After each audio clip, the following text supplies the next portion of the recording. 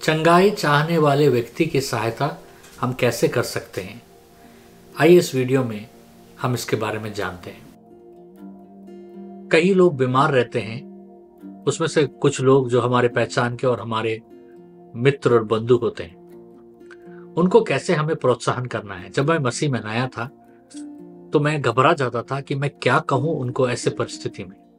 कभी कभी तो मैं उनके पास जाकर चुपचाप खड़ा रहता था। लेकिन जैसे मैं मसीह में बढ़ने लगा और बाइबल को पढ़ने लगा, मैं बाइबल से सीखा हूं कि उस समय में वैसे बीमार परिस्थिति से गुजरने वाले लोगों का मदद हम कैसे कर सकते हैं। सबसे पहले हमें उनके लिए प्रार्थना करना है, क्योंकि याकूब 5:15 कहता है कि एक विश्वास से किया हुआ प्रार्थना एक बीमार व्यक्ति को चंगा करता है। हमें याद रखना है कि हमें उनके लिए प्रार्थना करना है और उन्हें आश्वासन देना है, और निरंतर हमें अपने प्रार्थनाओं में उनको याद करते रहना है, क्योंकि एक बीमार व्यक्ति एक बहुत दुख और अकेले परिस्थिति से गुजरता है। उस समय उस व्यक्ति को हमारा प्रार्थना का बहुत सख्त जरूरत होता है।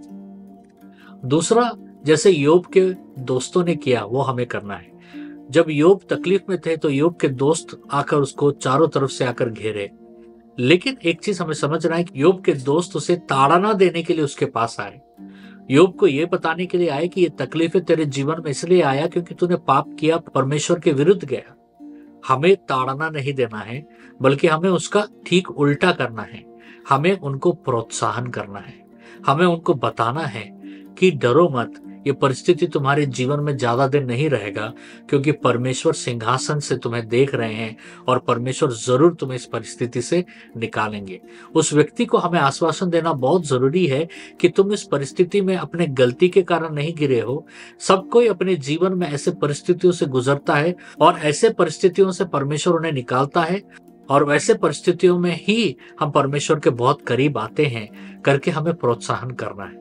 अगला हमें करना है कि उस व्यक्ति के साथ वचन बांटना है। जैसा भजन संहिता 103 कहता है, परमेश्वर हमारे पापों को क्षमा करते हैं और हमारे रोगों को चंगा करते हैं। परमेश्वर आपको चंगा करेगा, ये बोलना बहुत जरूरी है।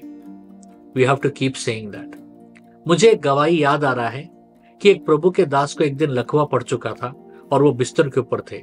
वो प्रभु के दास ने एक नौकर को अपने घर में काम में रखा, और ये नौकर का काम यही है, हर 1 घंटा उस प्रभु के दास के कान में आकर ये बोले, यीशु के नाम से उठ और चल। ये नौकर हर 1 घंटा आकर बोलने लगा। 1 साल ये नौकर ऐसा बोला। इसका काम यही है, यही बोलना। और अचानक एक दिन क्या होता है, एक दिन नौकर आता है घर में और हमेशा की तरह अपने मालिक के कान में, उस प्रभु के दास के कान में कहता है कि यीशु के नाम से उठकर चल। और ये लकवा पीड़ित प्रभु का दास बिस्तर से उछलकर कूदकर दौड़ने लगा। तो हमें एक बात याद रखना है कि परमेश्वर का वचन जीवित है, और परमेश्वर का वचन हमें बताते रहना है, और परमेश्वर के वचन के द्वारा वैसे तकलीफ समयों में उस बीमार पीड़ित लोगों को परमेश्वर का वचन के द्वारा उन्हें प्रोत्साहन करते रहना चाहिए। अगला, हमें उनको गवाही बताना है। मैं ज्यादा यही करता हूं। मैं जब कोई बीमार व्यक्ति के पास जाता हूं तो सबसे पहले मैं बाइबल से उनको मैं आश्वासन की बातें और कहानियां मैं बताता हूं, और मेरे निज जीवन में और दूसरों के जीवन में कैसे प्रभु उनको चंगाई किए, मैं उस समय में वो बातें उनको मैं बताता हूं, क्योंकि ऐसे कहानियां उनके जीवन में उनको एक आशा लेकर आती हैं। ये आशा कि अगर परमेश्वर उनके साथ भी किया है तो परमेश्वर अवश्य मेरे साथ भी करेंगे। अगला, ये बहुत जरूरी है कि जो कोई भी बीमार रहता है तो मैं उनको बताता हूं कि कभी भी दूसरे माध्यमों से अपने बीमारी को जानने का कोशिश मत करो। कई लोग आजकल इंटरनेट में जाकर अपने बीमारी को समझने की कोशिश करते हैं, और इससे क्या होता है कि इंटरनेट में बहुत सारी चीजों का ज्ञान रहता है। उसमें अगर गलत आर्टिकल इस व्यक्ति ने पढ़ लिया, इसका असर उस पर बहुत पड़ेगा। इसलिए बीमार व्यक्तियों को मैं प्रोत्साहन करता हूं कि इस बीमारी के बारे में रिसर्च मत करो, इस बीमारी को जानने का कोशिश मत करो, लेकिन तुम वचन के द्वारा परमेश्वर के वाचाओं पर अपना भरोसा रखो, क्योंकि जितना हम ज्यादा परमेश्वर के वचन पर अपना भरोसा रखेंगे, उतना सुधार अपने शरीर में हम देखते हुए हम पाएंगे।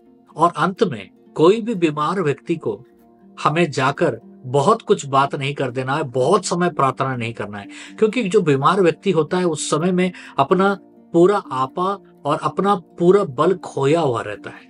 उस समय में उस व्यक्ति को कभी कभी हमें वहां खड़ा रहना है, या कभी कभी उसके ऊपर हाथ रखकर सहलाते हुए उसके लिए हमें प्रार्थना करना है। सबसे जरूरी चीज, कोई भी अगर ऐसे बीमार परिस्थिति से गुजर रहा है और आपको पता चले, उसके लिए निरंतर प्रार्थना कीजिएगा, क्योंकि उस समय में हमारा प्रार्थना उसके लिए एक अमृत बनकर काम करेगा। क्योंकि हमारे प्रार्थनाओं को परमेश्वर सुनता है। परमेश्वर ने कहा बाइबल में, तुम जो कुछ भी मांगो विश्वास और प्रतीति करो कि वो चीज हो गया है, उसे तुम पाए हो। तो ऐसे समयों में हमें सबसे ज्यादा बीमार लोगों के लिए प्रार्थना करना बहुत जरूरी है, क्योंकि हमारे प्रार्थना से उनके जीवन में विकास, सुधार और चंगाई आएगा।